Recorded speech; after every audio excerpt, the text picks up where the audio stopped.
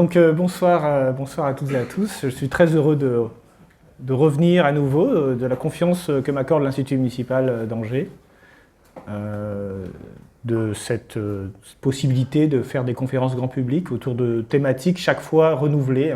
J'essaye de changer un peu les thématiques d'une année sur l'autre. Alors la thématique de ce cycle de conférences, il y aura 6 conférences, c'est, vous voyez, c'est marqué « Peut-on changer de modèle économique ?» Alors, je vais aborder ce cycle en essayant de réfléchir à différentes thématiques. La première séance sera très proche en fait d'une séance qu'on a faite l'année dernière. Alors, je ne sais pas si tout le monde était là l'année dernière. Je sais qu'il y a quelques têtes dont je me souviens qui étaient là, mais je vois aussi quelques nouvelles têtes. En tout cas, j'ai vu quelques nouvelles têtes. Donc, je vais reprendre quelques éléments de la 3e séance de l'année dernière qui était consacrée justement à l'approche néoclassique de la gestion des ressources. Et donc je vais cette fois-ci aborder cette question autour de la crise écologique, puisque nous avions fait l'année dernière 6 séances autour de cette question, la crise écologique. On avait consacré uniquement tout le cycle à la question écologique. Voilà, donc là, on va faire qu'une seule séance. Donc on va rappeler quelques éléments qu'on a déjà vus l'année dernière, mais on va aussi avoir des éléments entièrement nouveaux. Ces éléments nouveaux sont notamment liés à mon travail de recherche, puisque depuis l'année dernière, j'ai appris plein de choses sur le modèle de Nordhaus, un prix Nobel d'économie, et nous allons avoir un aperçu de ce modèle. Alors, cette séance va être peut-être un peu technique. Je m'en excuse par avance, mais je pense que si vous ne comprenez pas tout, ce n'est pas grave. D'abord, vous pourrez revoir cette séance en vidéo, puisque je vais l'enregistrer comme j'enregistre toutes mes séances, et je la mettrai ensuite sur mon compte YouTube. Mais indépendamment du fait que vous compreniez tous les éléments de la démonstration, ça n'est pas grave. Ce qui compte, c'est que vous ayez un aperçu des conclusions et de ce que nous apportent les modèles dits néolibéraux ici, ou néoclassiques, sur la question de la transition écologique. Alors, cette séance, donc, est consacrée au principe du néolibéralisme face à la crise écologique. Alors, je vais revenir bien sûr sur ce que j'appelle le néolibéralisme, mais avant, je pense qu'il est nécessaire de développer les questions de la transition écologique. Qu'est-ce que c'est que la transition écologique ? Eh bien, c'est la manière dont on va transformer nos systèmes économiques pour répondre à 2 grands enjeux écologiques. Le premier, évidemment, celui dont on parle beaucoup, c'est le réchauffement climatique. Alors cet enjeu, il a été acté lors des accords de Paris de 2015, mais globalement, il est soutenu par donc, ce qu'on appelle les COP, les conférences des parties, qui sont annuelles et qui permettent de réunir l'ensemble des pays de l'ONU autour de la question du réchauffement climatique en essayant de trouver des moyens de répondre à cet enjeu. Alors, les accords de Paris sont des accords qui structurent aujourd'hui les négociations, mais depuis les accords de Paris, il y a eu d'autres accords, il y a eu d'autres COP, bien sûr, il n'y a pas que la COP de 2015, heureusement d'ailleurs.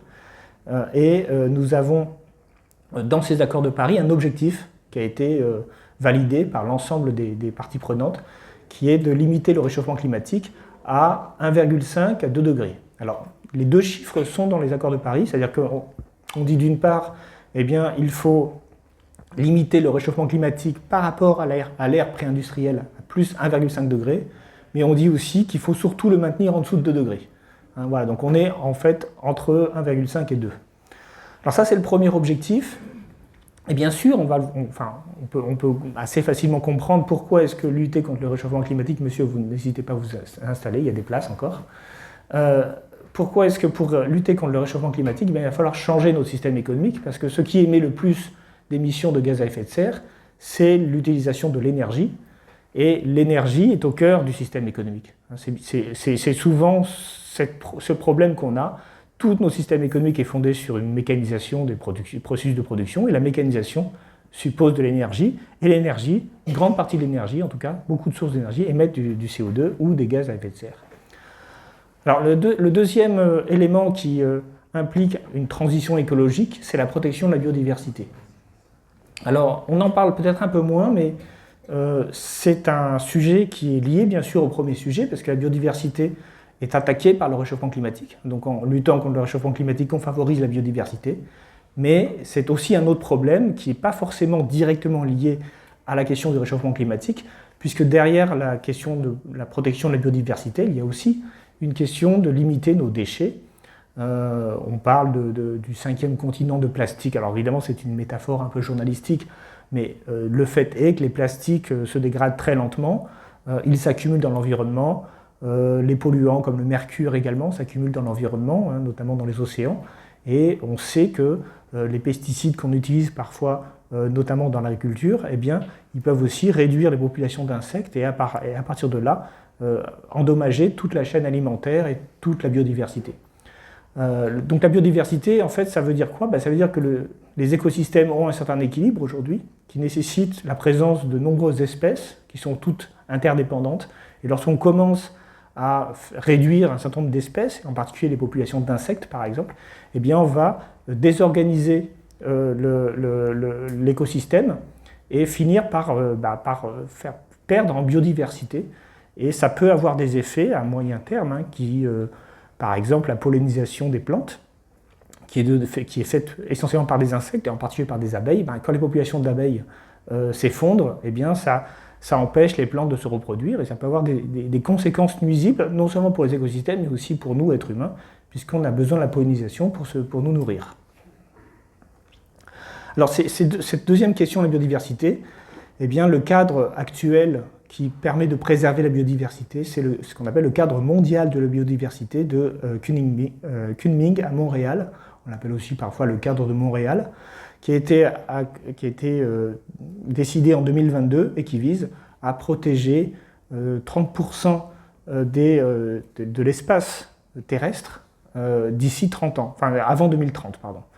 Donc l'idée, c'est de développer des systèmes de protection pour éviter que dans certaines zones, eh bien, il y ait trop de pesticides, trop de pêche, trop de destruction à l'environnement.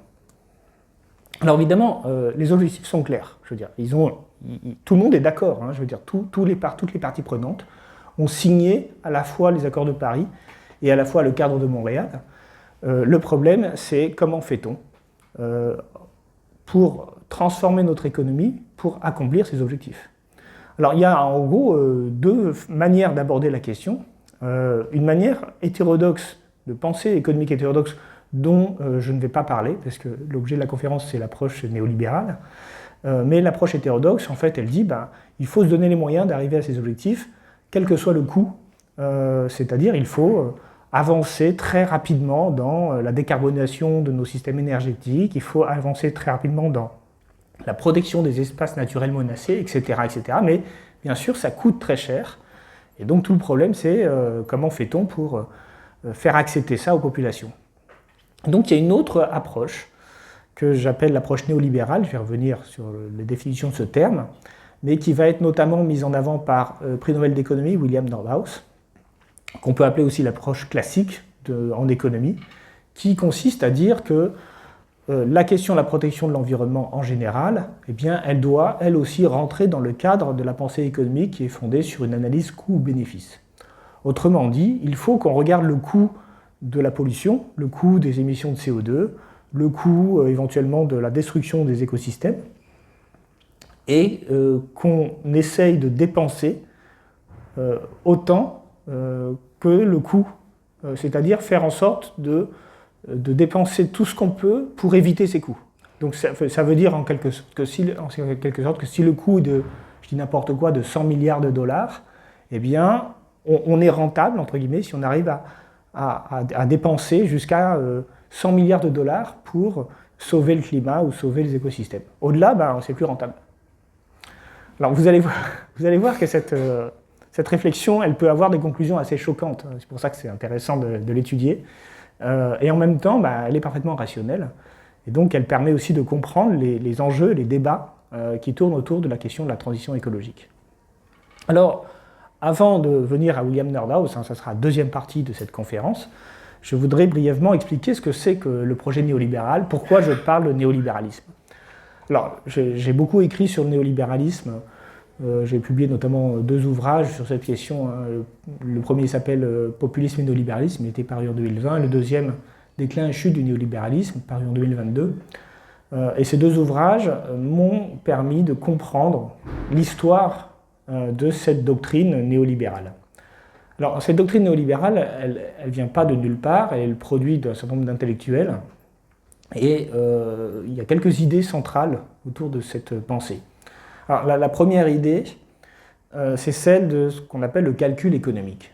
Alors, elle vient d'un économiste très célèbre, Ludwig von Mises, qui, en 1920, essaye de réfléchir, donc c'est un économiste autrichien, comme son nom l'indique, et en 1920, il essaye de réfléchir sur la possibilité du système soviétique fondé sur une économie planifiée centralisée. Alors, ce que dit Mises, en fait, c'est que le système soviétique ne peut pas fonctionner. Il ne peut pas fonctionner pourquoi ? Parce qu'il est fondé sur un mécanisme d'allocation des ressources centralisé, avec des prix qui sont décidés par le comité central, le comité de planification, et que ce système de prix, qui est conçu par des centralisateurs, eh bien, est faux, est faussé, parce qu'il ne prend pas en compte les connaissances des agents économiques. C'est-à-dire que les prix ne sont pas des vrais prix, ce ne sont pas des prix de marché. Et donc il va produire une analyse du marché qui veut dire que finalement le marché, ce n'est pas simplement un lieu d'échange, comme on pourrait le concevoir, c'est-à-dire un endroit où les gens négocient librement, et où du coup ces négociations peuvent entraîner des prix différents. Non, pour Mises et pour les partisans de cette théorie, le marché est un lieu de détermination du prix. Et c'est ça son utilité sociale. L'utilité première du marché, ce n'est pas d'être un lieu où on échange, mais d'être un lieu où se forment les prix. Et les prix sont formés comment ? Ils sont formés par des rapports de force entre l'offre et la demande. Et ces rapports de force eux-mêmes sont la conséquence des comportements, des calculs des individus. C'est-à-dire que, par exemple, si vous êtes prêt à payer très cher pour un bien, c'est que vous lui accordez une grande utilité. Et vous lui accordez une grande utilité parce que vous avez un usage qui correspond au minimum à cette utilité. Et en fait, si par exemple, tout d'un coup, plein de gens ont besoin, je donne un exemple très, très précis, du lithium par exemple, parce que les industriels veulent produire des batteries pour des voitures électriques, donc il va y avoir une forte demande de lithium, et donc le prix du lithium va augmenter. Et en fait, la variation du prix permet de mesurer la rareté relative du lithium, et donc son importance économique.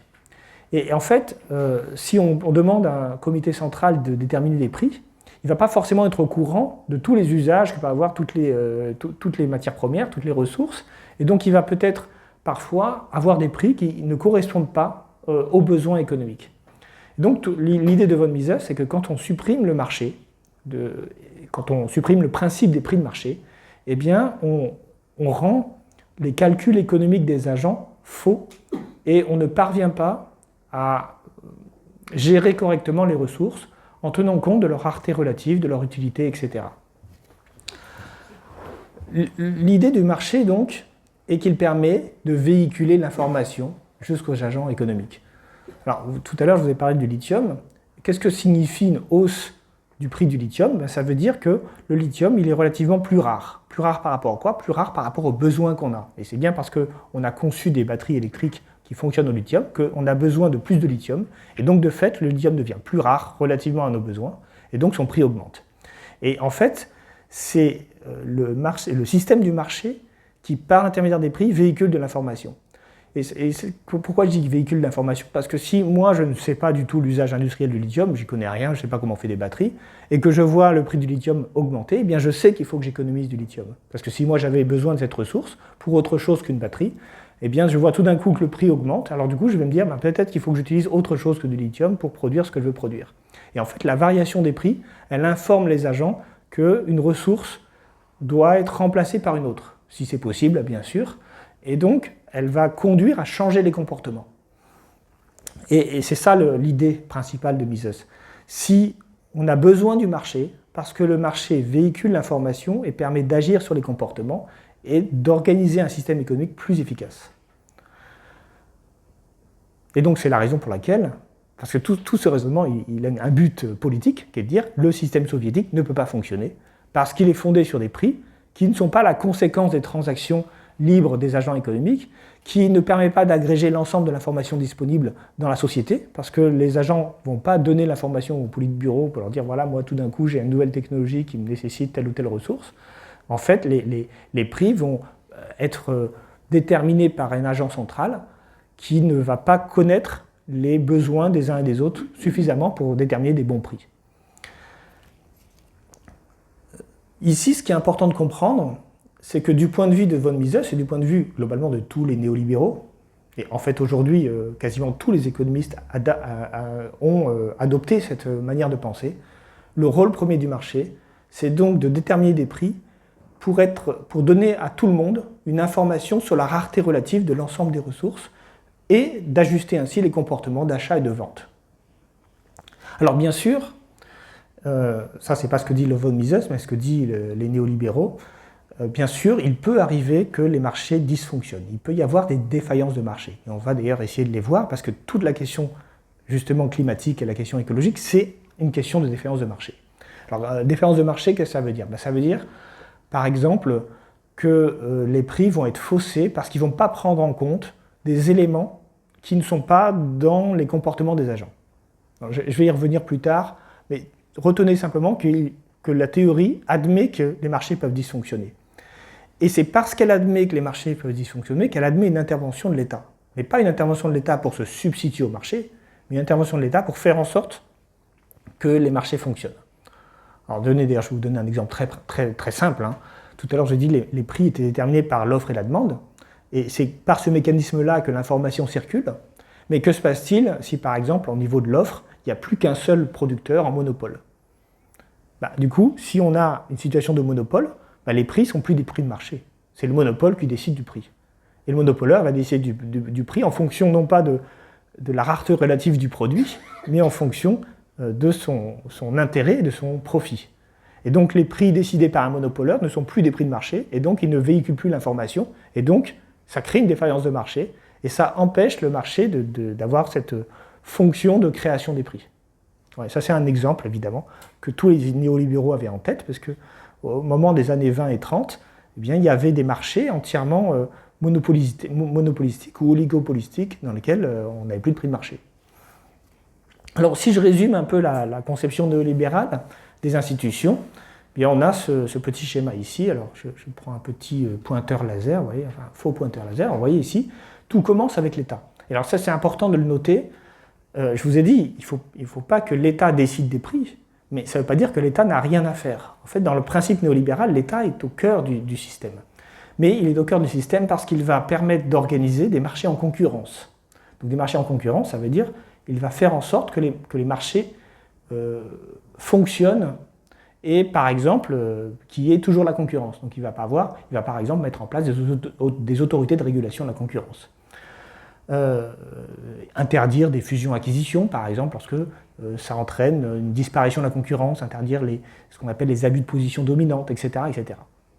Alors, si l'État parvient à maintenir un marché en concurrence, eh bien, ces marchés en concurrence vont faire émerger des prix, et ces prix vont déterminer des incitations, et ces incitations vont permettre la coordination sociale, mais ici on pourrait rajouter la coordination sociale efficace, c'est-à-dire qui permet de minimiser les ressources dont on a besoin pour maximiser la production économique. On peut dire le PIB en quelque sorte.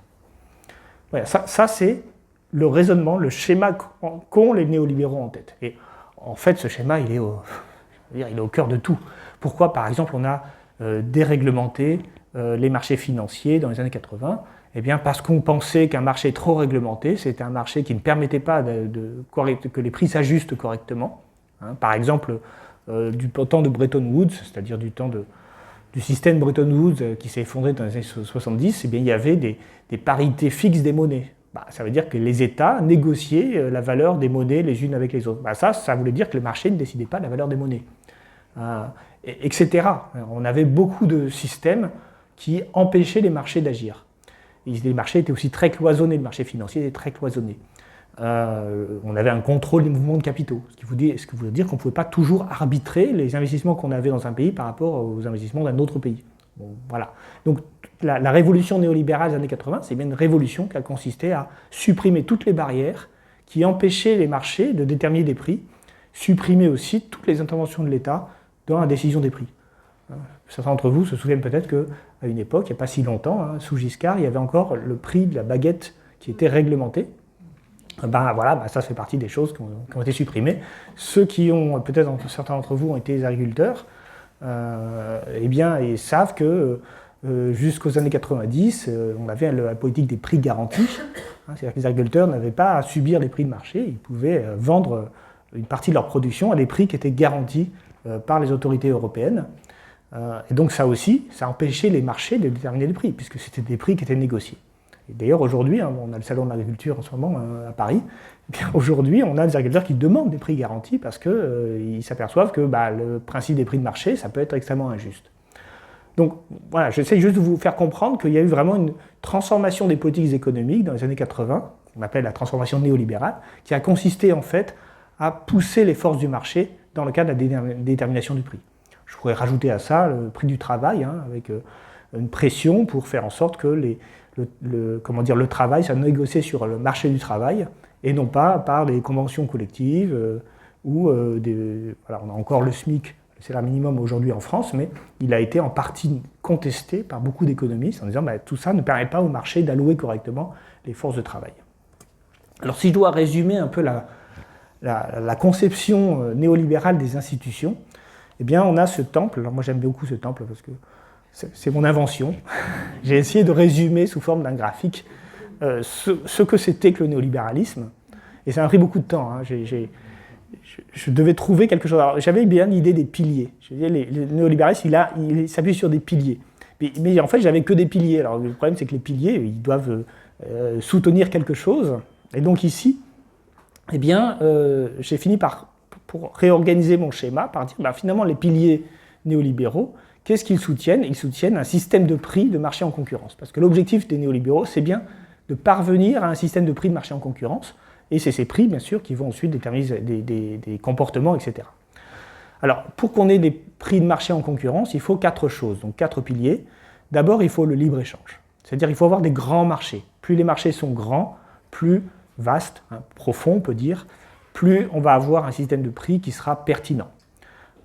Deuxièmement, il faut évidemment la concurrence. On l'a dit tout à l'heure, sans concurrence, il n'y a plus de prix de marché. Il y a des prix du monopoleur qui sont imposés par le monopoleur, et donc il n'y a pas de prix de marché. Ensuite, alors, ça j'en ai pas parlé, mais c'est un élément qu'on va retrouver chez tous les auteurs néolibéraux, il faut préserver l'ordre social. Et ça, c'est à l'État de le faire. Alors, préserver l'ordre social, ça veut dire faire en sorte que les gens se retrouvent quand même un petit peu dans les mécanismes de marché. Et ça va passer notamment par des allocations aux gens qui pourraient ne pas vivre correctement si on devait laisser le marché libre sans aucune intervention de l'État. Donc ça veut dire quoi concrètement? Ça veut dire que l'État n'a pas le droit de décider des prix, parce que ça serait antinomique avec le principe néolibéral. C'est-à-dire si on dit quels sont les prix, du coup on ne permet plus au marché d'exprimer les raretés relatives. Mais par contre, si on voit que certains prix, par exemple pour les agriculteurs, font que les agriculteurs ne peuvent pas survivre, on va leur donner des subventions, ou on va donner aux gens des allocations. Et ça leur permet aux gens de vivre, de survivre, plus ou moins. Et donc ça maintient l'ordre social, mais ça n'entraîne pas une dénaturation des fonctionnements des marchés.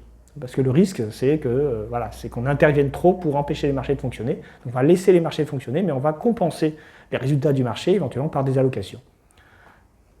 Alors c'est la raison pour laquelle les néolibéraux ne sont pas contre les dépenses publiques en fait. Ils sont contre les déficits publics, parce que les déficits publics dénaturent les marchés financiers, mais ils ne sont pas contre les dépenses publiques, parce qu'en fait les dépenses publiques sont nécessaires pour garantir l'ordre social. Plutôt par des allocations, bien sûr, que par des réglementations sur les prix. Et puis, dernier élément, qui est aussi très important dans le néolibéralisme, c'est la stabilité des prix. Et on comprend bien, parce que si les prix ne sont pas stables, ils ne peuvent pas véhiculer de l'information. C'est-à-dire que si on a une inflation trop forte, les gens perdent leur repère de prix, et tout d'un coup, ça dénature le fonctionnement des marchés. Et donc, on va mener des politiques monétaires qui vont viser à stabiliser les prix. Et quand il y a de l'inflation, comme c'est arrivé en 2003, on va chercher à lutter contre cette inflation pour revenir à une inflation faible. Alors, l'idée de stabilité des prix, aujourd'hui, elle est définie par une inflation d'environ 2%. C'est-à-dire qu'on ne pense pas que des prix stables soient une inflation à zéro. On pourra en discuter, mais c'est comme ça que définit que la BCE définit sa politique. Alors tout ça, ces piliers, ils reposent sur un État qui a aussi ses propres objectifs. Et le premier objectif, c'est éviter toute intervention discrétionnaire qui pourrait déstabiliser les comportements des agents, parce que les comportements des agents doivent dépendre uniquement des prix de marché. Et donc si l'État il intervient, il fait des choses inattendues, eh bien ça peut déstabiliser le prix de marché. Maintenir l'équilibre budgétaire, oui, c'est là qu'il est, pour éviter de déstabiliser là aussi les marchés financiers, et puis avoir un état de droit, ça c'est aussi au cœur du néolibéralisme. Hiérarchie des normes, ça veut dire règlement, loi, constitution, propriété, sécurité, j'aurais pu rajouter séparation des pouvoirs. Voilà, enfin, tout ça fait partie de l'état de droit. Bien, alors maintenant que je vous ai présenté le néolibéralisme, alors encore une fois, on peut avoir d'autres définitions du néolibéralisme. Si vous lisez pas mal d'auteurs, vous avez plein d'auteurs qui vont avoir chacun leur définition de néolibéralisme. Moi, je suis assez quand même, confiant dans la mienne, puisqu'elle s'appuie vraiment sur une lecture attentive des auteurs néolibéraux. Par exemple, Milton Friedman, Friedrich Hayek, William Röpke, enfin, beaucoup d'économistes, d'intellectuels qui ont vraiment conçu le néolibéralisme. Ce néolibéralisme, enfin, cette vision néolibérale, comme vous avez compris, elle se repose beaucoup sur les marchés. Les marchés, c'est des lieux d'échange, mais, on l'a vu, c'est aussi des lieux de détermination des prix. Évidemment, dans un marché, il y a des ressources. Et je voudrais ici qu'on réfléchisse sur ce concept de ressources, parce qu'en fait, il va être au cœur de tout. Les ressources, vous voyez, en économie, c'est ce qui peut être échangé et distribué. Alors, par exemple, première ressource, une des plus fondamentales en économie, ce sont les moyens de production. C'est-à-dire comment on va produire. Alors on va produire avec du capital, du travail, avec des flux d'investissement. C'est-à-dire une entreprise a besoin pour produire de travailleurs et de fonds. Donc ça, c'est une première ressource, les moyens de production. Une deuxième ressource, c'est la production marchande. C'est ce qui va être produit par les entreprises en termes de biens et de services. Mais dans les ressources, il faut aussi comptabiliser la production non marchande. Alors cette production non marchande, elle n'est pas vendue par définition, mais elle est allouée. Et donc c'est une ressource à l'échelle économique. Par exemple, les services hospitaliers, les cours de justice, je ne sais pas si ça ne s'écrit pas avec un S, je crois. Les places en crèche ou à l'école, etc. Tout ça sont des ressources non marchandes qui sont allouées, mais pas par une optique de marché. Donc ça veut dire que le néolibéralisme, là, il n'aura pas grand-chose à dire sur ce qui est non marchand, bien sûr. Et puis on a aussi, et c'est ça qui va nous intéresser ici, les ressources naturelles. Alors les ressources naturelles sont des ressources qui, par définition, ne sont pas produites, elles ne sont pas issues de notre production. Mais elles existent, indépendamment de nous. Elles sont la nature, les écosystèmes, le climat, tout ce qui est au cœur de la transition écologique. Et donc, ces ressources naturelles, pour une partie d'entre elles, elles sont appropriables. On peut s'approprier une terre, par exemple, on peut s'approprier une forêt, on peut s'approprier même un paysage. On peut avoir un hôtel qui est mis à un endroit particulier où il y a une belle vue et où, du coup, il va faire de l'argent grâce à ça, en fait. Donc, plein de ressources naturelles, et une grande partie de la ressource naturelle peut être appropriée, et à partir du moment où elle est appropriée, elle peut être échangée. Et donc, là, une partie des ressources naturelles, on va voir que malheureusement, malheureusement ou heureusement en tout cas, malheureusement pour le schéma néolibéral, certaines ne peuvent pas être appropriables, et du coup, c'est elles qui vont poser problème. Mais quand elles sont appropriables, eh bien, on a des prix qui, je l'ai dit tout à l'heure, doivent refléter leur rareté relative. Et donc, on a un marché qui peut se mettre en place sur les ressources naturelles, comme il peut se mettre en place sur les moyens de production, sur la production marchande, etc. Encore une fois, pas sur la production non marchande. Ce sont des ressources, mais qui sont pas, dont la valeur n'est pas déterminée par les marchés. Alors, voilà. Donc, je vous ai dit, il y a des ressources naturelles qui sont au cœur des problèmes écologiques, et en particulier, le souci qu'elles ont, que certaines ressources ont, c'est que certaines ne sont pas appropriables. Et c'est exactement le problème du climat. On sait que le climat est altéré par les émissions de gaz à effet de serre, notamment, par exemple, on va simplifier ici, on va dire le CO2. Il n'y a pas que le CO2 comme gaz à effet de serre, mais voilà, je vais souvent utiliser CO2 ou carbone ou émissions carbone comme synonyme de gaz à effet de serre en général. Et on voit bien que ce CO2, chacun l'aimait, enfin chacun oui, on l'aimait tous quand on prend sa voiture ou quand on prend, voilà, quand on fait une activité économique, mais ce CO2, bah, c'est pas le nôtre, enfin c'est le nôtre, mais on le laisse, on le largue dans l'atmosphère, et c'est le cas de tous les déchets, en fait, de toutes les pollutions. Ce sont des ressources qui sont émises dans la biosphère, mais que personne ne revendique, parce que ce sont justement des déchets. Et donc dans ce cadre-là, comment peut-on avoir un marché? Oui, si on réfléchit à la gestion néolibérale des choses, comment fait-on pour avoir des marchés alors qu'on a des éléments qui sont au cœur de la transition écologique qui ne sont pas appropriables, donc qui ne peuvent pas faire l'objet d'une transaction marchande, parce qu'en fait, personne ne veut revendiquer la part de CO2 qu'il a émis. Et personne ne peut tracer dans la CO2 de l'atmosphère, parce que si c'était possible, ça résoudrait tous les problèmes. Si le CO2 que moi j'émettais, eh bien, on pourrait l'identifier à moi, on pourrait me faire payer le CO2 que j'émets. Et dans ce cas-là, on pourrait réintégrer le CO2 dans le calcul économique. Mais en fait, le CO2 que n'importe qui émet ne peut pas être retracé, donc on a à la fin un volume de CO2 dans l'atmosphère, mais on ne sait pas qui l'a mis directement.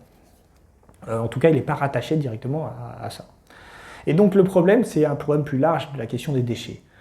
En fait, qu'est-ce que c'est qu'un déchet du point de vue économique? On peut dire que c'est une ressource à utilité négative. Utilité négative veut dire c'est une désutilité. Vous voulez vous en débarrasser. D'ailleurs, on paye une taxe sur les ordures ménagères qui nous permet de nous débarrasser des déchets. Alors quand on est quelqu'un de conscient, de citoyen, on va se débarrasser correctement de ces déchets en allant dans la poubelle, mais le coût de se débarrasser des déchets peut être tellement élevé qu'on préfère finalement l'abandonner, son déchet. On a des bateaux qui dégazent dans l'océan, c'est-à-dire c'est illégal, mais personne, les gens, c'est parfois difficile de démontrer que tel ou tel bateau a dégazé, c'est-à-dire qu'ils ont nettoyé leur fût, leur réservoir de carburant, en enlevant, en faisant rentrer de l'eau de mer, et puis en nettoyant par l'eau de mer, en fait, leur réservoir de carburant. Et donc, évidemment, ils polluent la mer en faisant ça. Et donc, le souci, c'est que personne ne va revendiquer le fait d'avoir largué des déchets dans la nature. Et on pourrait se dire, si on appliquait une logique de marché classique, eh bien l'utilité négative devrait être gérée par un prix négatif. Mais le problème des prix négatifs, c'est exactement ce que je dis, c'est-à-dire que le prix négatif, ça veut dire que l'offreur doit payer. C'est ça que ça veut dire. J'ai un prix négatif, ça veut dire que quand j'offre ce gobelet qui a un prix négatif à vous, monsieur, eh bien c'est moi qui paye en plus. Voilà, c'est-à-dire que je dois vous donner une ressource et en même temps, je vous paye en même temps. Et ça, évidemment, dans ce cas-là, on préfère se débarrasser du déchet et ne pas avoir à payer pour le vendre. Donc le prix négatif, ça existe parfois, ça a pu exister, mais à condition qu'on identifie correctement les personnes qui possèdent les actifs dont on veut se débarrasser, dont ils veulent se débarrasser. Mais sinon, évidemment, qu'est-ce qu'ils vont faire? Ils vont immédiatement le larguer dans la nature plutôt que de le vendre à quelqu'un à un prix négatif. Donc là, le problème du prix négatif, c'est que ça ne fonctionne pas selon la logique qu'on a vue précédemment. Le système de pensée néolibérale, il ne peut pas bien fonctionner. Alors tout ça, en fait, a été théorisé par les économistes sous une forme qui s'appelle les externalités. Alors, les externalités, c'est comme ça que les économistes analysent les phénomènes de pollution, par exemple. Alors, le principe n'est pas très compliqué. Il repose sur l'idée que dans une transaction de marché, normalement, il n'y a que deux parties prenantes dans la transaction. Il y a l'offreur et le demandeur, n'est-ce pas? Et chacun va organiser la transaction en fonction de ses propres intérêts. Le souci, c'est que parfois, la transaction peut affecter le bien-être d'une tierce personne. Alors, imaginons un agriculteur qui possède un élevage de porcs. L'élevage de porcs fait du lisier. Ce lisier pollue la nappe phréatique et pollue l'eau que boivent d'autres personnes plus loin. Pourquoi l'éleveur de porc produit du porc? Pour le vendre. Il n'a pas intérêt spontanément à gérer son lisier, il a intérêt à le balancer dans la nature, Et l'acheteur de porc n'a pas non plus intérêt à ce que le producteur de porc nettoie son lisier, gère son lisier, parce que du coup, comme ça, il profitera du prix du porc plus faible. Et celles qui vont payer la transaction, eh bien, c'est les habitants du village à côté qui vont avoir de l'eau polluée. Et donc là, c'est ce qu'on appelle une externalité, parce que la transaction économique qui a lieu entre l'offreur et le demandeur fait perdre une utilité à quelqu'un d'autre qui n'a rien à voir avec la transaction économique. Alors, les externalités peuvent être positives, enfin négatives, comme la pollution, ou positives. Par exemple, parfois, une transaction économique entre deux personnes peut avoir un effet positif sur une tierce personne. Exemple, l'éducation. Si vous êtes étudiant, vous êtes prêt à payer pour des études dans une école privée, par exemple, ou même dans une école publique, mais il y a beaucoup de choses à payer quand même.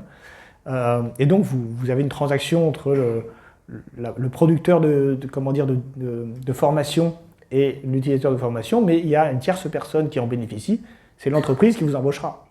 Elle n'a pas payé directement à la formation, mais elle bénéficiera d'une main-d'œuvre qualifiée. Ça peut être aussi, on peut imaginer, la recherche. Vous avez des chercheurs qui sont embauchés pour faire de leur recherche et qui, du coup, bénéficient à une entreprise. Donc là, il y a une transaction entre l'entreprise, l'employeur et le chercheur. Mais en fait, une fois qu'ils ont innové et inventé, cette connaissance, elle pourra être partagée par d'autres personnes et du coup avoir profité à l'ensemble des gens. Par exemple, un brevet, eh bien, ça permet de rendre une information, une technologie disponible pour d'autres. Donc ça, c'est ce qu'on appelle les externalités positives. Alors, en général, comment est-ce qu'en économie, on gère cela? Eh bien, on dit, il y a des externalités positives, des externalités négatives. Eh bien, ce qu'il faut faire pour les gérer, c'est que l'État intervienne et taxe les externalités positives, c'est le principe du pollueur-payeur, et subventionne les externalités positives. Et là, c'est taxe les externalités négatives et subventionne les externalités positives. Et donc, ça permet de produire plus de recherche, plus de systèmes de formation que ce que les individus feraient spontanément. Et ça permet aussi de limiter la pollution, parce que par exemple, l'agriculteur qui élève des porcs, eh bien, s'il ne gère pas le lisier, il devra payer une amende, ou il devra payer une taxe sur la production de viande de porc qui va l'inciter finalement pour éviter la taxe, à gérer son lisier. Alors le problème de cette vision, c'est que, vous voyez, on sort du cadre néolibéral. Pourquoi je dis ça? Parce que le cadre néolibéral, c'est que les prix doivent être des prix de marché. Et là, on a l'État qui arrive et qui dit, la pollution, c'est ça qui va, c'est ça qui va coûter cher à la société, donc on va vous donner un prix, mais ce prix, il est en fait arbitraire. Et comme il est arbitraire, il ne cadre plus avec le système qu'on a voulu mettre en place, où tous les prix étaient des prix négociés par les uns les autres. Alors ce problème a poussé des économistes à se dire, comment peut-on connaître le montant de la taxe de manière objective? En fait, c'est ça le souci. Comment peut-on éviter le discrétionnaire du mécanisme ici? Alors la solution qui a été proposée par les économistes, c'est celle de Ronald Coase, qui dit, eh bien, en fait, tout ce dont on parle, quand on parle des externalités, c'est un problème de droits de propriété qui sont mal définis. Alors là, j'ai conscience que c'est un peu technique, mais si vous pouvez passer, si c'est pas bien compris, c'est pas très grave. Alors, pourquoi je dis ça? Pourquoi c'est un problème de droit de propriété? Parce que, en fait, la tierce personne, elle a perdu, qui est victime de la pollution, eh bien, on a quelque part supprimé un droit de propriété. Par exemple, le droit d'avoir de l'eau pure. En fait, sauf que ce droit, il n'a jamais été défini. Et donc, c'est pour ça qu'il y a un problème.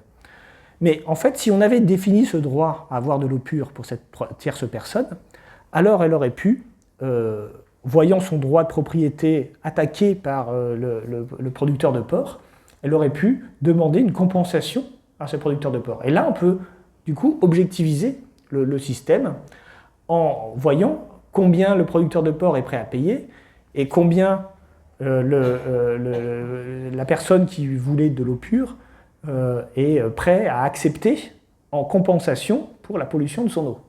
Donc là, il peut y avoir une transaction entre les deux personnes. Et en fait, la transaction, si on définit correctement les droits de propriété, la transaction peut solutionner le problème, puisque chacun qui est atteint dans son droit de propriété peut négocier soit...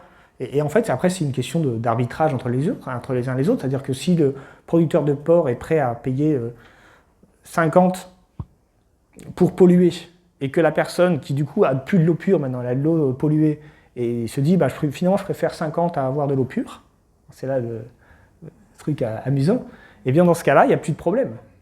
Puisque la personne, ça veut dire que le producteur de porc va continuer de polluer, mais il va compenser les personnes qui subissent ces dommages, et ces personnes préféreront en fait cette compensation au fait d'avoir de l'eau pure. Alors je prends cet exemple exprès pour vous montrer que ce mécanisme ne va pas forcément inciter les gens à dépolluer, il peut les inciter simplement à compenser financièrement, et d'ailleurs quand on parle de principe pollueur-payeur, c'est ça qu'on veut dire. Je vous rappelle aussi que l'Union européenne, par exemple, a mis en place le marché carbone, c'est exactement ce principe-là. Le marché carbone, c'est les entreprises qui émettent du CO2, doivent acheter des droits à polluer, des droits à émettre des CO2. Et donc ça veut dire qu'on vise à inciter les entreprises européennes à émettre moins de CO2, mais en réalité, certaines vont choisir d'émettre du CO2 et de payer les droits à polluer, en fait. Donc ce mécanisme-là, bien en fait, il est tiré de cette réflexion. Bon, alors, le problème, c'est que le système de cause, il n'est optimal, du point de vue des économistes, que si on n'a pas de coût de transaction. Alors, un coût de transaction, c'est le temps de négociation, de contractualisation, etc. Or, si on a une personne dont l'eau est polluée, ça peut éventuellement se faire par négociation. Mais imaginez que vous avez toute une ville avec 500 000 personnes qui voient leur eau polluée. L'agglomération de Rennes, par exemple. Bon, ben là, dans ce cas-là, vous ne pouvez pas négocier avec chacun. Ça aurait des coûts de transaction trop importants. En fait, c'est que chaque transaction est facile à faire, mais comme vous avez 500 000 transactions à faire, ça devient totalement impossible à organiser, et du coup, ça fait des coûts tellement élevés que finalement, le principe même d'optimisation des ressources via ce mécanisme ne marche plus. Donc dans ce cas-là, s'il y a des coûts de transaction, eh bien, il faut qu'il y ait quelqu'un qui est chargé de négocier pour tout le monde, pour éviter de multiplier les coûts. Et donc ça veut dire que soit l'autorité publique le fait à la place, et donc on revient sur un principe de taxe. Alors c'est bizarre parce qu'on a dit la solution de Ronald Coase était justement pour éviter la solution classique de taxe, mais en fait c'est plus élégant du point de vue intellectuel, mais en réalité ça revient parfois exactement au même, puisque comment fait-on pour négocier avec 500 000 personnes ou 1 million de personnes? C'est pas possible. Chacun ne peut pas négocier son droit de propriété individuel, donc on se retrouve avec une collectivité publique qui va organiser pour tout le monde. Alors on pourrait aussi avoir des systèmes juridiques, des procédures d'action de groupe par exemple, qui auraient le même résultat, mais qui seraient faits par une autorité privée, l'avocat, mais qui encombrerait aussi beaucoup la justice par ailleurs. Bref, vous voyez, c'est très théorique tout ça, mais ça dit en fait une chose qui est qu'il peut y avoir des marchés dysfonctionnels, c'est le principe des externalités, et dans ce cas, eh bien, il faut, si on détermine correctement les droits de propriété, il faut qu'on soit capable de trouver des transactions qui permettent d'organiser, de gérer le problème en compensant au minimum les personnes qui sont victimes de ces externalités négatives. Bon, alors du coup, on a ici le principe des limites de la location marchande. La première limite, je viens de la dire, c'est qu'il existe des coûts de transaction. Ces coûts de transaction, eh bien, ils font que parfois on est obligé d'avoir un État qui va intervenir au nom des gens qui sont victimes de la pollution. Et par exemple, si on reprend la question de la transition écologique, puisqu'on parle essentiellement de pollution, eh bien, il faut bien, et on va voir un autre problème d'ailleurs avec la pollution, c'est qui est victime des émissions de CO2. C'est-à-dire que là, comme tout le monde est victime, quelque part on peut dire personne n'est victime. Personne n'est identifié comme victime lorsqu'on parle de pollution globale. Donc voilà, donc on pourrait décider que chacun est victime et que chacun va chercher à attaquer les émetteurs de CO2 pour demander des compensations, mais on voit bien que c'est complètement irréalisable en pratique. L'autre chose qu'on a et qu'on n'a pas souligné ici, mais qui est à mon avis au cœur du problème de la location marchande, c'est que pour être capable de déterminer un préjudice, Encore faut-il avoir l'information qu'il existe un préjudice. Si vous ne savez pas que l'amiante est toxique, vous pouvez respirer de l'amiante et être malade, mais à aucun moment vous savez que vous êtes malade à cause de l'amiante. Et donc, si vous n'avez pas l'information, eh bien, vous ne pouvez pas négocier vos droits à la santé, puisque vous ne êtes pas capable de faire le lien entre la maladie et la pollution. Et puis, bien sûr, la rationalité, l'information, mais aussi la rationalité imparfaite. Parfois, on peut se tromper, même si on connaît un préjudice, on peut se tromper dans le calcul du préjudice, parce que personne ne peut savoir ce qui peut se passer plus tard.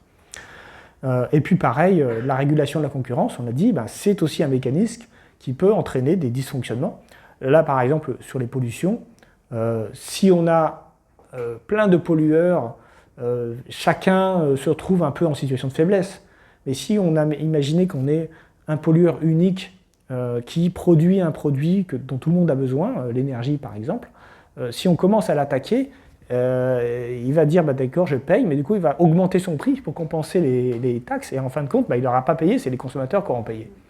Et donc ça pose aussi un énorme problème sur la façon dont on va on va gérer le problème par le marché en tout cas, on va chercher à gérer le problème d'externalité. Bon, et puis il y a des problèmes qui sont totalement insolubles. Le premier problème, c'est l'incertitude. Alors, ça revient à ce que j'ai dit tout à l'heure sur l'information limitée. Mais là, on parlait d'agents individuels. Mais quand on veut réfléchir à la question du réchauffement climatique, combien ça coûte à la société la hausse de la température?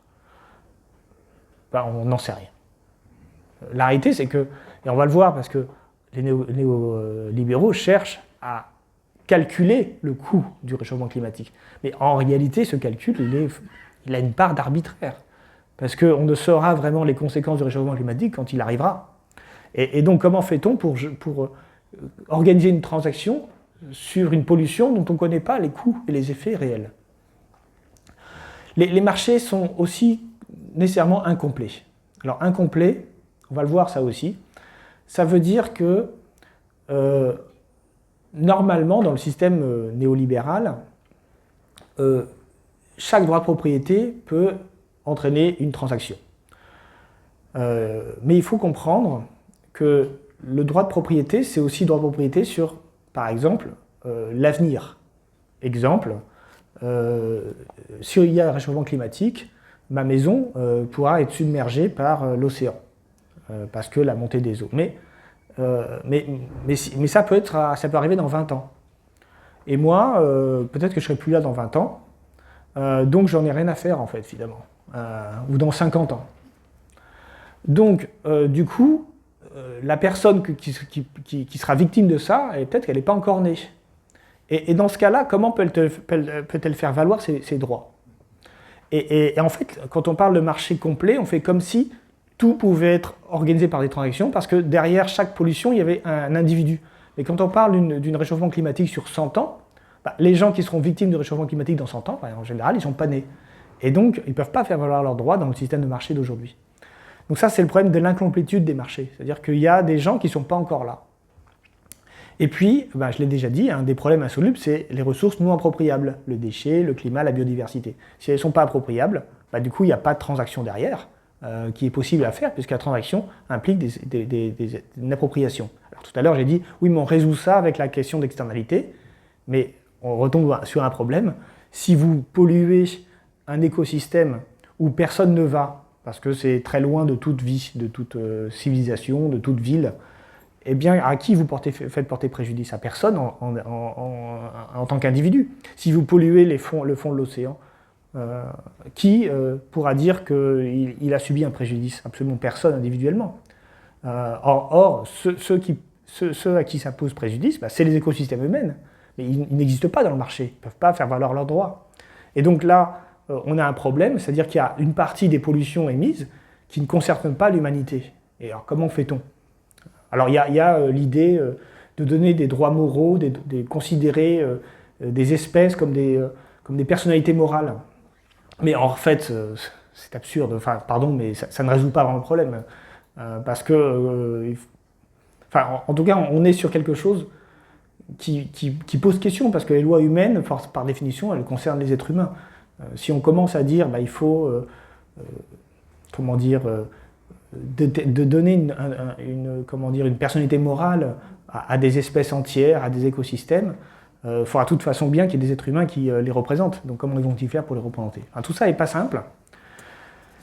Et donc, on arrive au problème, c'est que tout ça démontre que s'il n'y a pas de prix, si le prix n'est pas fiable, c'est-à-dire, pour le dire autrement, souvenez-vous, tout à l'heure, je dis le schéma néolibéral, c'est dire, eh bien, laissons les individus négocier librement, et de ces négociations vont faire émerger un prix, et ce prix va déterminer la rareté relative et des incitations qui vont permettre à chacun de se coordonner efficacement.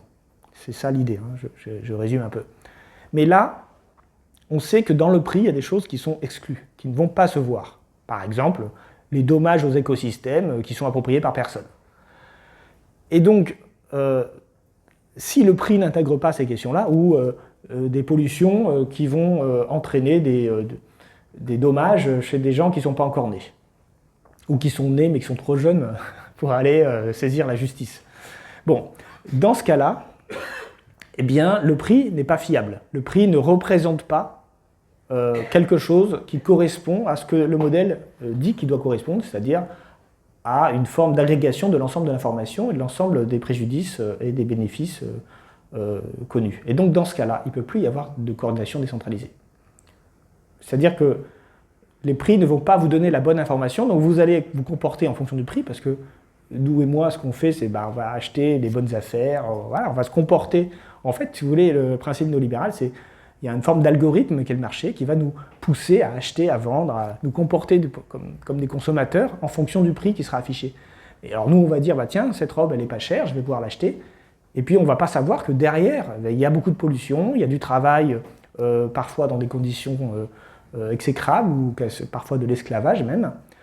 Et ça, on ne le sait pas. Et donc on va chercher à trouver l'objet le moins cher, mais il va y avoir plein de choses qui ne seront pas intégrées dans le prix, et qui sont pourtant essentielles. Et dans ce cas-là, si le prix ne reflète pas l'ensemble de l'information, alors on ne peut pas décider librement d'acheter ou de vendre. C'est-à-dire que le mécanisme du marché, il est faussé. Ce que disent les néolibéraux, eh bien ça ne fonctionne plus.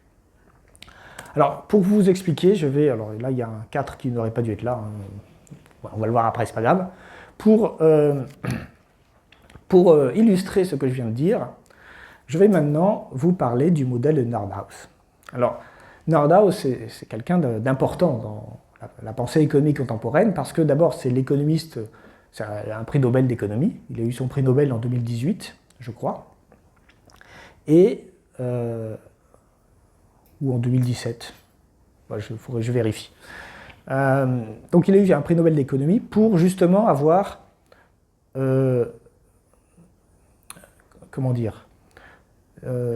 le cadre de son travail d'économiste, il a modélisé l'économie, voilà, pour essayer de trouver un moyen de résoudre le problème du réchauffement climatique. Alors, je parle ici que du réchauffement climatique, parce que Nordhaus ne s'intéresse qu'à ça. Je laisse donc de côté le problème de la biodiversité, qui est aussi un énorme problème. Mais en fait, on pourrait refaire le même raisonnement en réfléchissant à la biodiversité, ça ne serait pas fondamentalement différent. Alors, Nordhaus, il va chercher à appliquer la logique que j'ai décrite, la logique des économistes, pour trouver une solution au réchauffement climatique. Donc, il va commencer par adopter une approche coût-bénéfice au climat. C'est-à-dire, il dit, l'économie, c'est quoi? C'est une comparaison des coûts, c'est des arbitrages, donc il faut qu'on compare les coûts et les bénéfices, et il faut qu'on aille vers ce qui est le plus pertinent dans ce calcul coût-bénéfice. Alors, comment fait-on? Déjà, la première chose que Nordhaus va poser, c'est que le climat est une ressource. Vous voyez, tout ce qu'on a vu sur les ressources, voilà, le climat est une ressource globale qui produit des services économiques. Et donc, sa protection permet de préserver un bien public mondial. C'est le mot de Nordhaus. Voilà. Donc, on a une ressource ici qui nous permet, qui nous apporte de l'utilité, qui produit des services économiques, donc de l'utilité, et donc il est nécessaire de protéger le climat. Comment fait-on pour protéger le climat? Eh bien, il faut qu'on arrive, puisqu'on est dans une approche coût-bénéfice, il faut qu'on soit capable de calculer combien nous coûte l'émission d'une tonne de CO2 dans l'atmosphère. C'est-à-dire, on peut lier l'émission d'une tonne de CO2 à la hausse de la température mondiale. Alors évidemment, une tonne de CO2, ça ne va pas faire exploser les températures, on est d'accord, mais c'est les mégatonnes, les gigatonnes, enfin l'ensemble. Et puis, il faut savoir que plus on émet une tonne, plus elle reste dans l'atmosphère. Donc c'est une cumul d'émissions qui va engendrer une hausse des températures. Et cette hausse des températures, nous dit Nordhaus, puisque le climat produit un service économique, et bien, plus le climat va se réchauffer, moins le service économique sera bien rendu. Autrement dit, la hausse des émissions de CO2 va entraîner des dommages. Et on va chercher à calculer les dommages produits par la hausse du CO2. Et donc il va calculer ce qu'il appelle une fonction de dommage. Damage function, en anglais. Cette fonction de dommage révèle le coût social du carbone. CSC, coût social du carbone. Alors ça veut dire qu'en fait, quand vous émettez une tonne de CO2, eh bien, vous réduisez l'utilité de l'humanité de tant de dollars. C'est aussi simple que ça. Ce coût social du carbone, c'est donc ce que Nordhaus appelle un prix fictif. C'est-à-dire, ce n'est pas un prix de marché, comme on l'a vu, mais ça revient à un prix, c'est-à-dire que, en quelque sorte, lorsqu'on va émettre une tonne de CO2, c'est comme si on baissait l'utilité de tant de dollars. Donc ça veut dire que si on fait un calcul coût-bénéfique, si la tonne de CO2 réduit, je dis n'importe quoi, l'utilité des gens de 50 $, alors si on arrive à payer jusqu'à 50 $ pour éviter l'émission de cette tonne de CO2, alors on est dans une meilleure situation qu'avant.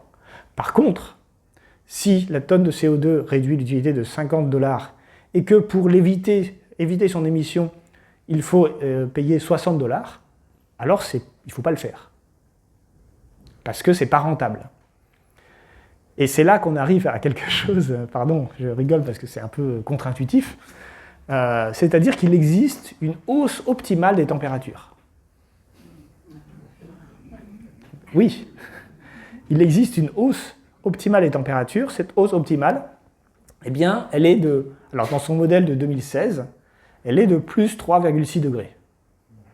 C'est-à-dire que si on veut réduire en dessous de 3,6 degrés la hausse des températures, ce que recommande l'accord de Paris, souvenez-vous, eh bien, on est sous-optimal. Ça veut dire qu'on va plus payer par rapport à ce que ça nous rapportera. Alors ensuite, il a révisé son modèle. Donc ça, c'était le modèle de 2016. Excusez-moi, c'est 2016. Et il a fait un nouveau modèle. Il a reparamétré tout son modèle. Vous verrez qu'il est très sensible aux paramètres. Et en 2023, il a fait un nouveau modèle qui calcule une fonction de dommage différente et qui calcule donc une trajectoire optimale des émissions de carbone qui permet une hausse des températures de plus 2,6 degrés. Alors c'est beaucoup plus facile à vendre évidemment aux journalistes parce que là, tout d'un coup, on est beaucoup plus proche des accords de Paris puisque finalement, maintenant, ça veut dire que si on réchauffe la planète à plus que 2,6 degrés, alors on est sous-optimal. Mais inversement, si on réchauffe la planète de moins de 2,6 degrés, on est aussi sous-optimal, puisque l'optimal, c'est plus 2,6 degrés. Alors, au passage, il ne prévoit pas une décarbonation totale. C'est-à-dire que là, on est jusqu'en 2100, pour plus 2,6 degrés, mais après, ça continue d'augmenter. Parce que dans le modèle de Nordhaus, il y a toujours des émissions de CO2. Il n'y a jamais une décarbonation totale de l'économie. Bon. Alors, le problème, c'est que ces calculs reposent sur des paramètres. Alors, certains paramètres sont évidemment une forme de quantification des dommages. Il faut être capable de quantifier combien en euros ça nous fait perdre si, par exemple, je sais pas, la ville de Nantes est sous l'eau. Combien ça coûte, vous voyez, parce que le climat s'est réchauffé. Combien ça coûte en termes de baisse de production de l'agriculture, etc. Mais comme j'ai dit tout à l'heure, le problème, c'est que tout ça, on n'en sait rien, en fait. On ne sait pas. Alors, par ailleurs, est-ce qu'en 2100, la ville de Nantes sera sous l'eau? Sans doute pas. Ça sera peut-être en 2300. Mais ça ne rentre pas en compte dans le modèle. Si ça s'arrête en 2100. Donc là aussi, c'est un élément un peu bizarre. Mais la deuxième chose qui est très importante dans le calcul de Nordhaus, c'est ce qu'on appelle le taux d'actualisation. Je vais m'arrêter avec ça parce que, en fait, c'est assez facile à comprendre, mais c'est essentiel. Le taux d'actualisation, c'est ce qui permet de comparer les utilités en fonction du temps. Un taux d'actualisation, c'est souvent ce qu'on va utiliser, par exemple, quand on va avoir un prêt. Hein, c'est-à-dire, on va essayer de regarder combien, quand on est un banquier, un financier, on dit, ben voilà, si je gagne, si mon investissement financier me rapporte 300 € dans 3 ans ou 300 € dans 2 ans, je vais préférer l'investissement qui va me rapporter 300 € dans 2 ans parce que j'ai une préférence pour le présent, en tout cas pour le futur proche ici, que pour le futur plus lointain. Et alors que c'est la même somme, ici on parle en termes réels, on ne prend pas en compte l'inflation. Hein. Donc c'est exactement la même somme, donc a priori la même utilité, mais on préfère avoir de l'utilité maintenant que plus tard. Et donc, qu'est-ce que ça signifie ici? Ça signifie qu'un dommage, une désutilité, qui a lieu dans 50 ans, c'est moins embêtant que le même dommage qui a lieu maintenant.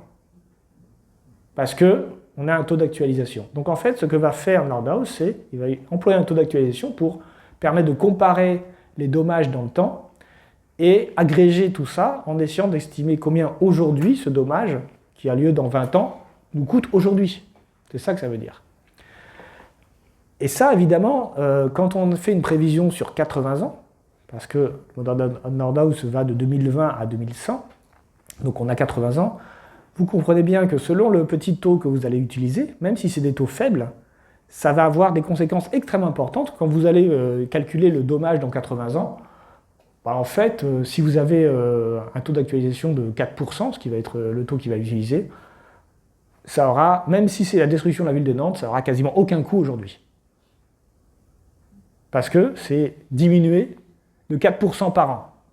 Donc vous prenez n'importe quel chiffre, vous le diminuez de 4% par an.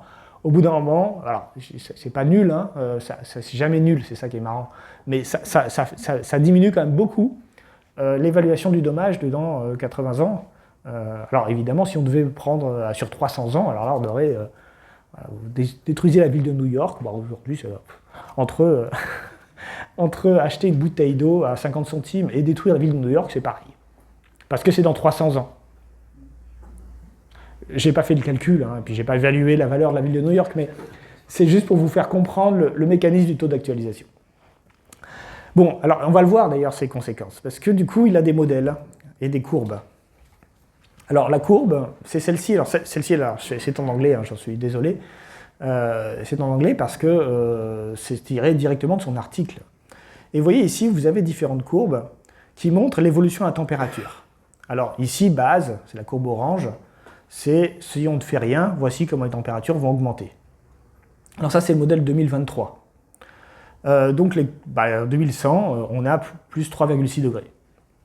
Alors c'est marrant parce que vous vous souvenez, c'était la courbe optimale dans le modèle d'avant. Bon, maintenant, là aussi, je ne comprends pas, mais bon, bref, c'est ces calculs. Alors, je ne suis pas allé voir les calculs de Nordhaus, hein, je lui fais confiance. Ce qui m'intéresse, c'est la logique qu'il y a derrière. Maintenant, si vous voulez faire le Paris Extended, c'est-à-dire les accords de Paris, mais allégés en quelque sorte, vous arrivez à, ici, quasiment 3 degrés, etc. Et vous avez ici, donc là c'est, si vous voulez absolument rester inférieur à 2 degrés, et là c'est la courbe optimale. Donc on a vu tout à l'heure la courbe optimale, donc c'est les triangles ici, hein, cost-bénéfice optimal, c'est ça que ça veut dire. Eh bien, c'est plus 2,6, hein, ce que vous avez dit tout à l'heure, il est arrivé à 2,6. Donc, alors, ce qui est intéressant dans son modèle, c'est qu'on peut quand même décider de faire moins, hein, puisqu'il y a par exemple une... Non, c'est pas ici. Ah oui, pardon, c'est ça que je vais vous montrer, c'est les taux d'actualisation. Si vous prenez un taux d'actualisation à 4%, eh bien, vous êtes à ça. Alors, lui, il a pris un taux d'actualisation qui est très proche de 4%, donc il arrive à une courbe très proche. Mais évidemment, plus le taux d'actualisation est élevé, 4%, vous allez me dire, c'est pas élevé, mais en fait, si, plus vous pouvez vous permettre d'avoir une hausse de température importante. Si vous prenez un taux d'actualisation à 2%, eh bien vous arrivez à ça. Donc c'est très très différent. C'est-à-dire comme la température inférieure à 2 degrés. Donc vous avez ici l'importance considérable que peut avoir un taux à 2% et un taux à 4% en taux d'actualisation. Je discuterai après pourquoi 4% et pas 2% en fait. En fait, c'est un peu arbitraire, ça, c'est dans le modèle. Alors, ce qui est intéressant, c'est qu'il nous dit ce qu'il a choisi. Donc, oui, donc, voilà. Donc, il y a un autre tableau dans cet article. Alors, c'est un article 2019 qui a été publié dans la plus grande revue économique au monde, l'American Economic Review.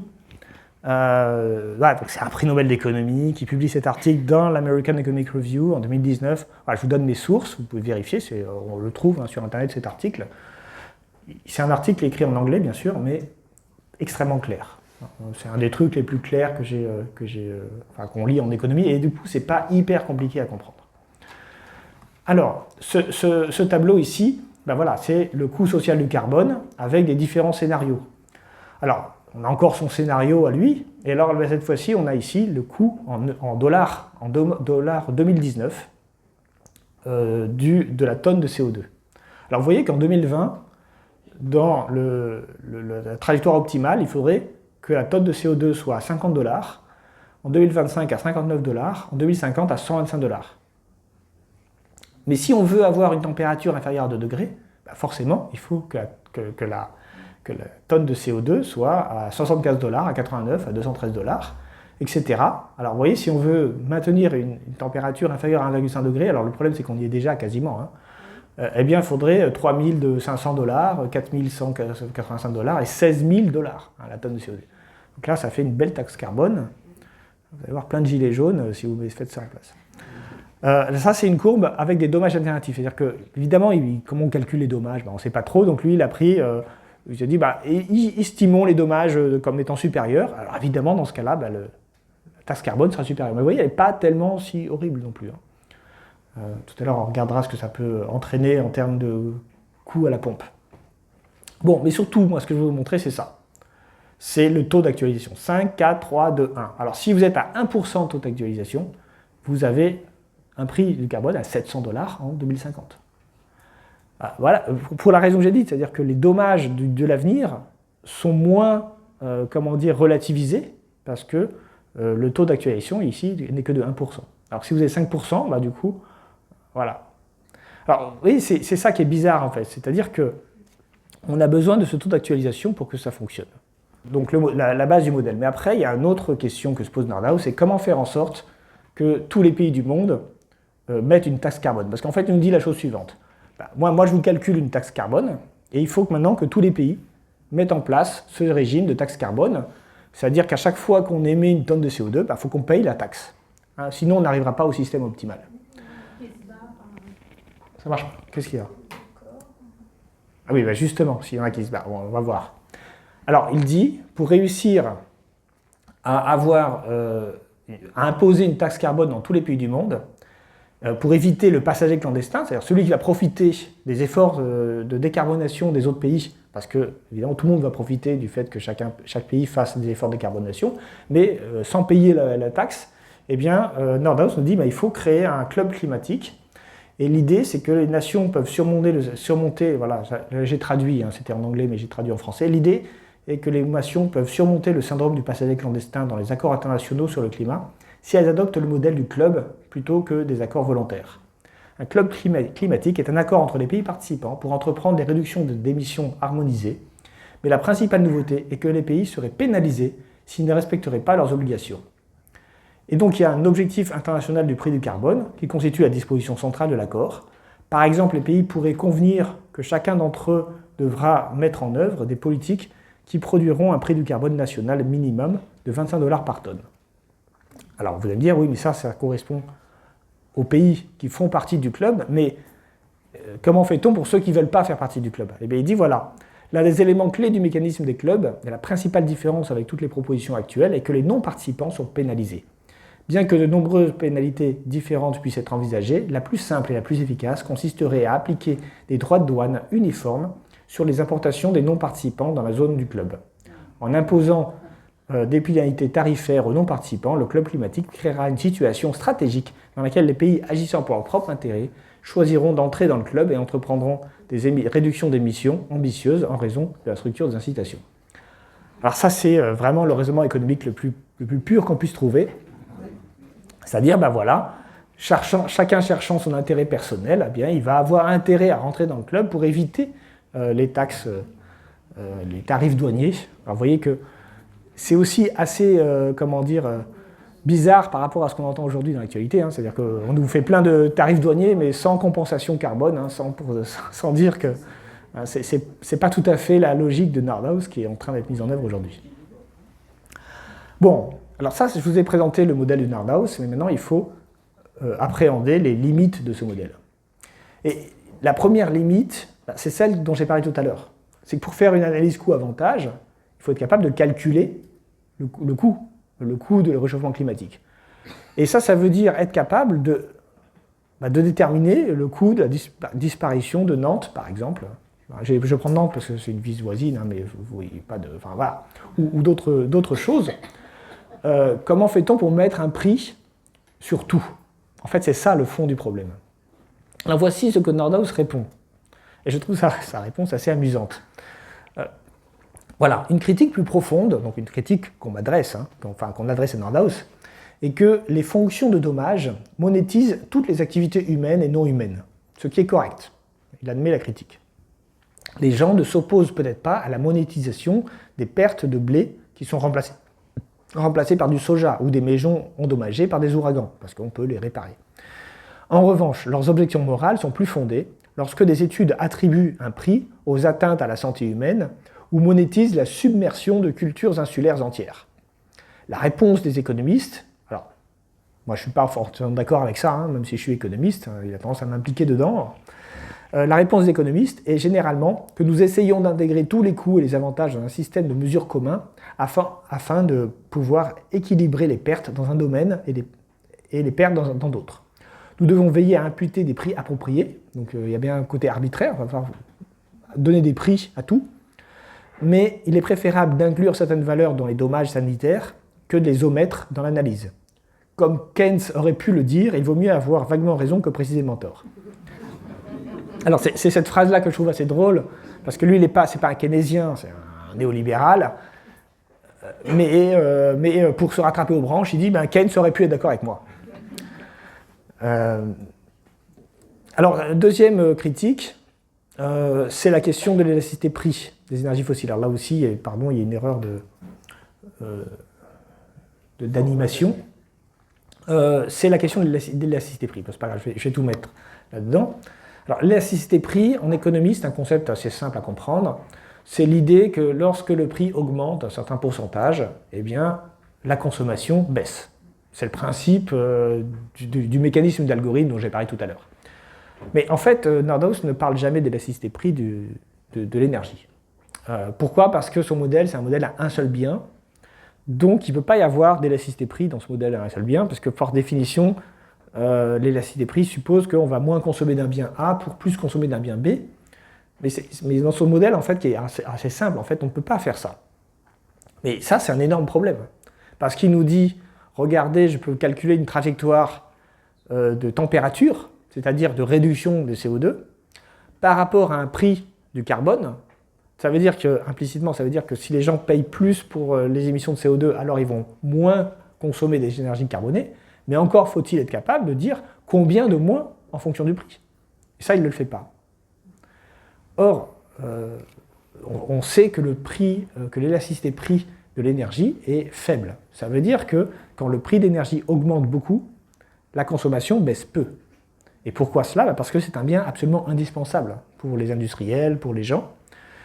Vous l'avez vu, le prix de l'électricité augmente, mais vous ne réduisez pas forcément votre consommation d'électricité parce que vous n'avez pas le choix en fait. Et ça, on sait, les études montrent qu'en général, l'élasticité prix à long terme est de moins 0,584. Alors ça veut dire quoi? Ça veut dire que si le prix double, eh bien vous réduisez votre consommation, votre consommation est multipliée par moins 0,84. Ça veut dire qu'elle est baissée, mais de environ 60%. Enfin, elle est baissée de 40%, plus précisément. Alors, quand on fait les calculs, que j'ai fait, mais que je vous épargne, si on prend la taxe carbone de 2050, eh bien, ça réduirait la demande de carburant aux États-Unis de 30%, parce que ça augmenterait le prix plus fortement aux États-Unis qu'en Europe, parce qu'en Europe, on a un prix déjà plus haut, et ça réduirait que de 11% la consommation de carburant en Europe. Donc là, on a un souci, parce que si vraiment on a une réduction que de 30 ou 11% de carburant, je parle uniquement ici des véhicules thermiques que nous, on peut consommer, avec cette taxe, est-ce que vraiment on est dans le chemin de la décarbonation? Je ne crois pas. Donc ça, c'est un premier problème, c'est qu'il n'est pas du tout certain qu'une taxe carbone à 125 $, ce qui était prévu dans le scénario de base en 2050, suffise à entraîner un effondrement des émissions de CO2. Les gens, s'ils voient le prix de l'essence augmenter de 11%, est-ce qu'ils vont vraiment moins prendre leur voiture? En fait, on a déjà vu que ça ne s'est pas passé comme ça. Je vous ai parlé du taux d'actualisation. C'est une comparaison du coût de maintenant de quelque chose qui va apparaître plus tard. On va chercher à actualiser aujourd'hui un coût qui a lieu, un dommage qui a lieu bien plus tard. Alors ça peut se comprendre quand on a une personne qui, par exemple, vit encore 10 ou 20 ans. Par exemple, quand vous faites un prêt immobilier sur 20 ans, c'est logique de faire un taux d'actualisation. C'est logique que vous ayez ce raisonnement qui consiste à préférer le présent au futur. Mais lorsqu'on parle, quand on est dans une échelle de 80 ans, en fait, ça n'a plus beaucoup de sens pour les gens d'aujourd'hui de calculer leur taux d'actualisation sur 80 ans, parce qu'en fait, ils seront morts en 80 ans. Et donc, dans ce cas-là, le coût dans 80 ans, il est nul. Et par contre, la personne qui sera née plus tard et qui, elle, vivra en 80 ans, elle, le bénéfice que vous auriez pu avoir aujourd'hui, elle s'en fiche, puisque elle n'était pas née. Et ça revient à ce que j'ai dit sur les marchés incomplets. Donc, on a ici, quand on fait une analyse sur 80 ans, on a ici des générations totalement différentes de personnes, et donc on ne peut pas comparer leurs utilités. Ça n'a pas de sens économique de comparer les utilités de personnes totalement différentes. Et ça aussi, c'est un truc que Nordhaus ne parle pas. Enfin, le dernier problème du modèle de Nordhaus, et j'ai bientôt fini, rassurez-vous, c'est le problème de l'unicité d'un prix mondial du carbone. Nordhaus insiste beaucoup là-dessus. Il faut un prix du carbone unique dans tous les pays du monde. Alors on comprend pourquoi il dit ça. Parce que si on avait des prix différents d'un pays à l'autre, alors il peut y avoir des variations légères d'un pays à l'autre, mais en gros, il faut qu'on soit tous d'accord sur la trajectoire des prix.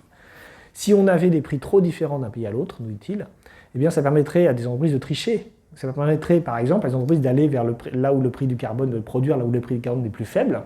Et du coup, ça créerait des désavantages ou des avantages pour certains pays par rapport à d'autres. Donc, il faut que tout le prix du carbone soit le même. Et ça, c'est le principe néolibéral du prix unique. Chaque bien est associé à un prix. Parce que sinon, on ne peut plus faire de calcul économique si on a des prix différents pour le même bien. Par exemple, je vous donne un exemple très simple. Quand on calcule le bilan d'entreprise, on calcule la valeur de ce qu'elle possède. Et la valeur de ce qu'elle possède, c'est les biens qu'elle possède multipliés par les prix de ces biens. Mais si, pour une entreprise A, un ordinateur comme ça, par exemple, et celui-là, en l'occurrence, c'est pas grave, 100 €, et que pour l'entreprise B, le même ordinateur est valorisé à 200 €, les bilans seront différents, et du coup, ça créera des comptabilités complètement absurdes. Donc on a besoin d'avoir toujours le même prix pour chaque bien, pour qu'on puisse déterminer la comptabilité correctement de chaque entreprise. Donc, si on devait avoir des prix différents pour un même bien, tout le système comptable s'effondrerait et tous les mécanismes de marché qu'on a essayé de mettre en place, ils n'auraient plus aucun sens. Bref, donc il faut un prix unique du carbone. Mais ça, autant c'est logique du point de vue néolibéral, autant ça pose des problèmes politiques. Parce que si je suis riche ou je suis pauvre, payer 125 $ la tonne de CO2, c'est pas du tout pareil. Si j'ai beaucoup d'argent, 125 $ la tonne de CO2, il faut comprendre que, évidemment, quand vous brûlez un litre d'essence, vous n'émettez pas une tonne de CO2, vous émettez beaucoup moins qu'une tonne de CO2. Donc en fait, ça correspond à une taxe, je vous dis, une hausse de 11% du prix de l'essence en Europe. Donc c'est rien. Donc du coup, pour vous, ça ne sera pas grand-chose. Mais pour des personnes, enfin pour vous, peut-être, je ne sais pas, certaines personnes ici n'ont peut-être pas les mêmes moyens, mais peu importe. Pour une personne dans un pays en voie de développement, la taxe carbone peut être, elle, totalement insupportable. Donc là, le souci qu'on a, c'est qu'un même prix, pour tout le monde, ce n'est pas forcément la solution la plus juste pour tout le monde. Et en fait, c'est même contradictoire avec les principes même du GIEC, enfin des accords des COP, pardon, mais même du GIEC, ils en parlent. C'est surtout que le principe des COP, c'est que les pays riches doivent faire plus d'efforts que les pays pauvres. Il y a deux raisons à ça. D'abord, la première raison, c'est qu'ils sont plus riches, donc ils ont plus de moyens, donc il faut qu'ils en fassent plus que leur part. Mais la deuxième raison, c'est qu'ils sont riches parce qu'ils ont beaucoup pollué avant. Et donc, si on commence à mettre en place aujourd'hui une taxe carbone, alors qu'ils ont pu émettre beaucoup de carbone dans leur histoire et du coup se développer grâce à ça, et qu'on interdit les pays en voie de développement parce qu'eux, il va falloir qu'ils payent une taxe carbone, ben en fait, ça pose un problème de justice historique. Et donc, pour ces deux raisons, eh bien, il est dit dans les accords politiques, les accords internationaux, que les pays pauvres n'ont pas les mêmes... on n'a pas les mêmes exigences en termes de décarbonation de la part des pays pauvres que des pays riches. Bah, le problème, c'est que là, avec un prix mondial pour tous, en fait, comme je dis, non seulement on va défavoriser les pays pauvres, parce que pour eux, ce sera relativement à leur pouvoir d'achat, on va dire, plus cher d'émettre du CO2, mais en plus, on est contradictoire avec tout ce qu'on s'était dit sur le fait que les pays riches doivent faire plus d'efforts que les pays pauvres. Voilà, je conclus. Et après, il y aura un petit temps de questions si vous voulez. Alors, je vous ai essayé de vous montrer ici l'approche néolibérale. Alors, j'ai fait un peu de théorie néolibérale, mais ce qu'il faut retenir de cela, c'est que le principe de la doctrine néolibérale, c'est que l'État doit organiser un cadre qui permette au marché de fonctionner et surtout à ces marchés de déterminer un système de prix et un système d'incitation qui va permettre de coordonner l'ensemble de la société. Donc ça, c'est ce que pensent les néolibéraux. Cependant, ce système, cette mécanique, elle ne marche pas toujours très bien, et notamment pour les questions de la pollution. Pourquoi ? Parce que certaines ressources, donc les ressources naturelles en particulier, même si certaines d'entre elles peuvent être appropriées et donc rentrer dans le mécanisme néolibéral, il y en a d'autres dans lesquelles ça ne fonctionne pas, et en particulier toutes les ressources qui sont de l'ordre des déchets, émissions de CO2 ou déchets qui vont détruire les écosystèmes. Et l'une des raisons pour lesquelles ça ne marche pas, c'est qu'on n'arrive pas à définir correctement notre propriété, parce que personne ne veut revendiquer le déchet qu'il a produit, et en même temps, on n'arrive pas à avoir un système complet de marché, puisque, par exemple, les générations futures, ou les écosystèmes détruits, eux, n'ont pas de droit dans les mécaniques du marché. Donc, il faut résoudre ce problème. Pour résoudre ce problème, l'approche que proposent les économistes comme Nordhaus, c'est donc de déterminer un prix.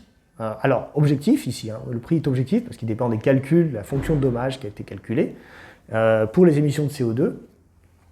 Et dans ce cas-là, eh bien, on va pouvoir calculer le coût d'une émission de CO2 et donc le prix d'une émission de CO2 et remettre le système néolibéral sur les rails, en quelque sorte. Mais le problème, c'est que cette approche, eh bien, comme on l'a vu, elle est très sensible aux paramètres qui, eux, sont arbitraires du modèle, notamment le taux d'actualisation, mais même le calcul du dommage. Il nous parlait des cultures insulaires qui seraient rayées du globe. Évidemment, on pense aux petites îles de l'océan Indien, etc. Bon, on se dit, c'est pas grand monde, bon, on n'habite pas là-bas aussi, hein, c'est facile pour nous.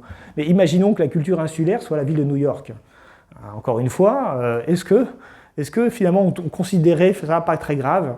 Alors évidemment, avec un taux d'actualisation très élevé, ça n'a plus aucun sens. La perte est calculée relativement aux bénéfices, enfin au calcul d'aujourd'hui, comme étant très faible. Mais bien sûr que c'est quand même embêtant, enfin, je veux dire, de faire disparaître New York. Enfin, je ne sais pas, mais ce que vous en pensez. Mais bref, c'est facile de mettre un prix à tout. Mais est-ce qu'on a le droit de le faire, déjà? C'est une vraie question morale. Alors, il dit, oui, mais on est obligé, Keynes l'aurait dit, mais d'accord, mais je ne trouve pas ça... Enfin, c'est un peu beauté en touche, de mon point de vue. Et puis, est-ce que, vraiment, ça va pas entraîner des conséquences, je ne parle même pas des conséquences écologiques, hein, mais aussi, même sur nos sociétés.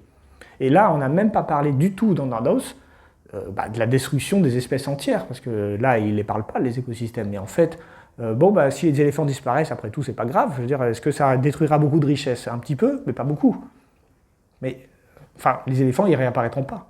Non, mais je veux dire, du point de vue économique, la valeur des espèces, surtout celles qu'on ne connaît pas, par ailleurs, qui disparaissent tous les ans, est très faible par rapport aux sociétés humaines. Mais le service rendu et la déstabilisation des écosystèmes, ça peut avoir des effets retours très importants et on ne maîtrise pas du tout les conséquences que ça peut avoir. Et indépendamment de ça, est-ce que mettre un prix sur tout, c'est une manière morale de gérer notre société? Voilà, je terminerai là-dessus.